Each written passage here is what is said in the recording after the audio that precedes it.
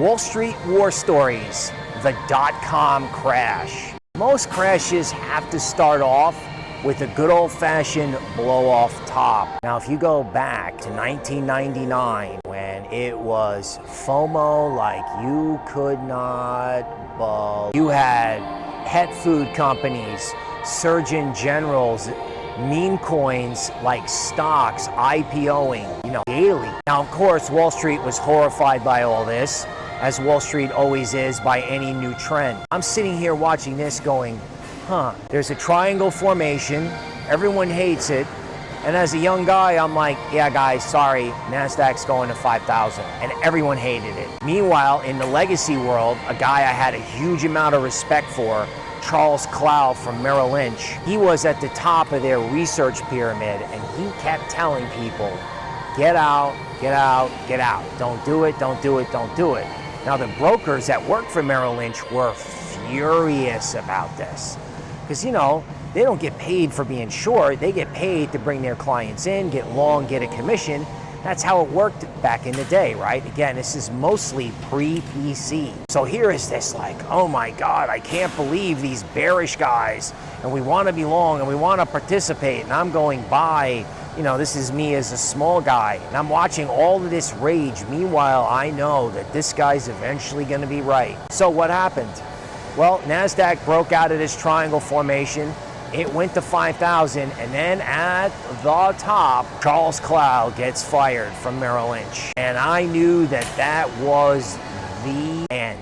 2 months later, I was on AOL podcast. The way that would work is they would run a chat group, and I'd be on the phone with somebody who would actually be typing into whatever their chat was. That was a podcast back in the day.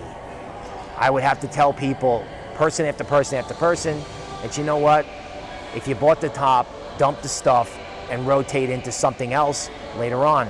It was like my introduction to crypto.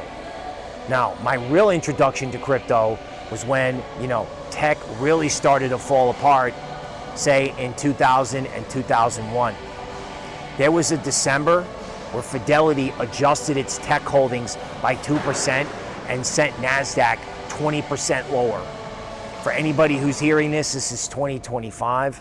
You had a 20% drop in the beginning of 2025 that scared everybody to where fear, greed went to zero. So back then, when you had a down market already, to have one big player come in and sell and vaporize the market, that created real fear.